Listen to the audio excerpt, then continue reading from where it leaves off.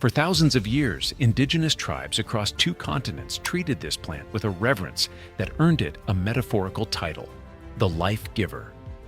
They cultivated it alongside their most sacred crops, dried it for winter, and passed the knowledge down through generations like an inheritance worth protecting. Then Western science arrived, looked at the same plant, and put it on the eradication list. Today it is classified as the world's most common weed, and it contains more omega-3 fatty acids per leaf than a fillet of salmon. This is the story of purslane, how a plant revered by ancient civilizations on opposite sides of the world became the target of a $40 billion industry. Why the same science that declared it a weed also confirmed it does something biologically impossible, something no other plant on Earth has ever been found to do. By the end of this video, you will understand what indigenous peoples knew for millennia that modern nutrition is only beginning to catch up with, and why it is probably growing in your garden right now. Long before European settlers mapped the Americas, the Haudenosaunee, the Cherokee, and dozens of other Native American nations were utilizing a small succulent plant that grew in the rich soil of their fields. While not a primary domesticated crop of the Eastern agricultural complex, purslane was a constant, deliberate companion to their core staples: sunflowers, squash, and chinopods. It wasn't a wild afterthought. It was a chosen part of a sophisticated food system. Seeds found in Kentucky have been dated to 800 BC, seeds recovered in Ontario to 1350 AD. When European settlers first documented purslane growing in Massachusetts in 1672, they assumed it had arrived with them. It had not. It had been there for over 2,000 years before they landed. On the other side of the ocean, the story was the same. In 1050 BC, someone in northern Greece sealed purslane seeds in a clay vessel at the Samian Heraean. Archaeologists opened it 3,000 years later and found them perfectly preserved, identical to the plant growing in the soil just outside. By the 4th century BC, the botanist Theophrastus was writing cultivation guides. "Sow it in April," he said, "with the crops you cannot afford to lose." The Roman Empire spread it across 3 continents. In 1288, a Milanese scholar cataloged everything the city consumed. Purslane was on the list, not as medicine, not as luxury, but as food, ordinary, everyday food. 2 civilizations, 1 ocean between them, the same plant, the same conclusion. They treated it as the life giver for a reason. In 1960, physiologist Ansel Keys launched one of the most ambitious studies in the history of nutrition. He wanted to know why heart disease was destroying populations in some countries while barely existing in others. Over 5 decades, he tracked 12,763 men across 7 nations. The data he collected reshaped medicine, but one result made no sense. The farmers of Crete were eating diets that violated every principle nutritional science had established. More than 35% of their daily calories came from fat. By the prevailing logic, they should have been among the sickest populations on Earth. Instead, Keys found the opposite.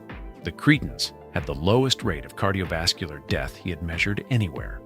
Lower than Japan, lower than Finland, lower than populations eating a fraction of the fat. For 20 years, the explanation was olive oil. Then, in the 1980s, researchers returned to the original frozen blood samples, not to measure cholesterol this time, but omega-3 fatty acids. What they found reframed everything. The Cretans had 3 times the omega-3 levels of the Dutch. But the difference was not fish, it was purslane, eaten daily, cooked into every meal, fed to the animals whose meat and eggs ended up on Cretan tables. The omega-3 moved through the entire food chain. Dr. Artemis Simopoulos ran the full analysis in 1992. The numbers were unlike anything recorded for a land plant: 300 to 400 milligrams of alpha-linolenic acid per 100 grams of fresh leaves, 5 to 7 times more than spinach, 15 times more than iceberg lettuce, the richest vegetable source of omega-3 ever measured. The Cretan paradox was not a paradox at all. It was a food system built unknowingly around the same plant indigenous peoples on the other side of the world had revered for centuries. If that surprised you, there's more where that came from. Hit subscribe so you don't miss it. But the omega-3 finding was not the most remarkable thing about purslane. There is a boundary in plant biology that researchers had considered absolute. Land plants do not produce EPA, icosapentaenoic acid. That specific omega-3 belongs to marine environments. Fish synthesize it. Algae synthesize it. Nothing growing in soil was supposed to be capable of it. Purslane produces EPA, only in trace amounts, but the existence of it at all forced a deeper look. What researchers found was a nutritional profile that had no equivalent in the cultivated plant world. 7 times more vitamin E than spinach. Measurable levels of melatonin and glutathione. Potassium, magnesium, and calcium in concentrations that place it among the most nutrient-dense plants ever analyzed. The Lion Diet Heart Study put the clinical question directly. 605 patients recovering from heart attacks were split into 2 groups. One followed the standard low-fat cardiac diet. The other followed a Mediterranean diet centered on purslane, walnuts, and omega-3 rich foods. After 5 years, the Mediterranean group recorded around 70% fewer combined cardiac deaths and heart attacks, and over 50% fewer deaths from all causes. The trial was stopped before its scheduled completion. Continuing to withhold the diet from the control group had become ethically impossible.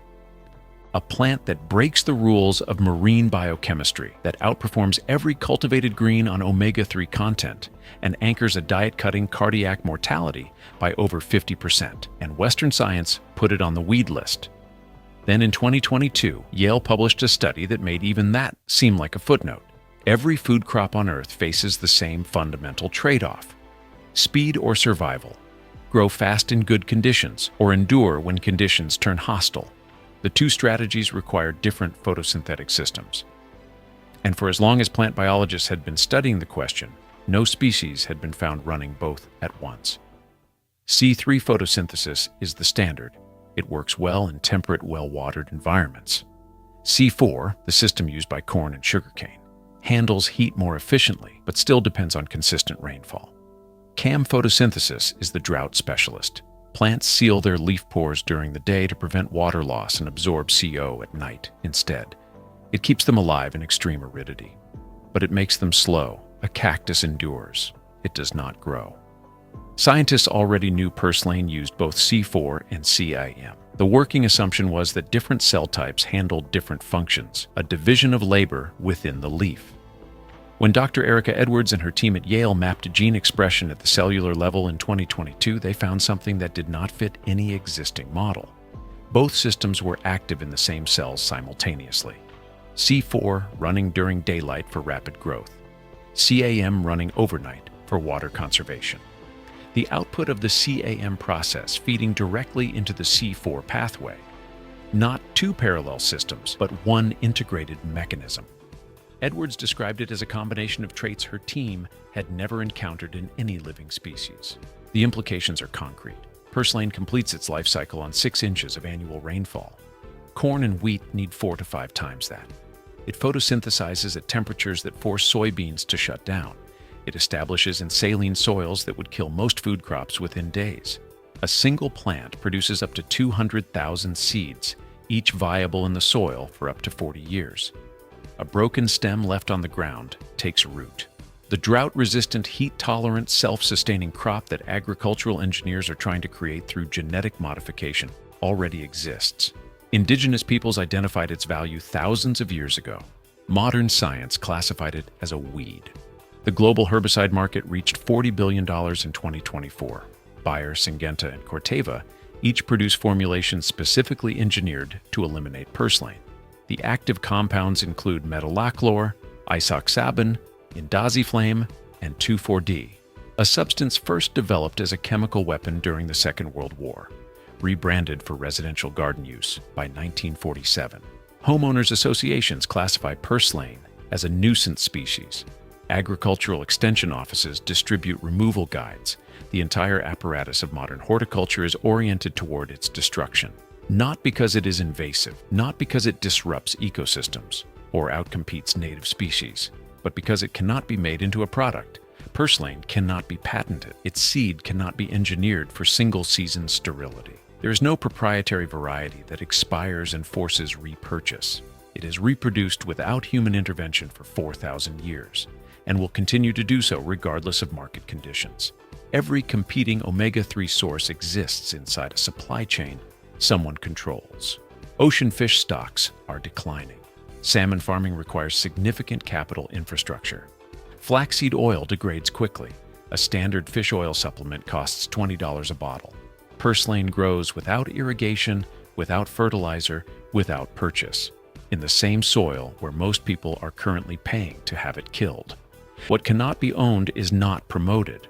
What is not promoted disappears from the plate, and what disappears from the plate gets replaced by something that can be sold.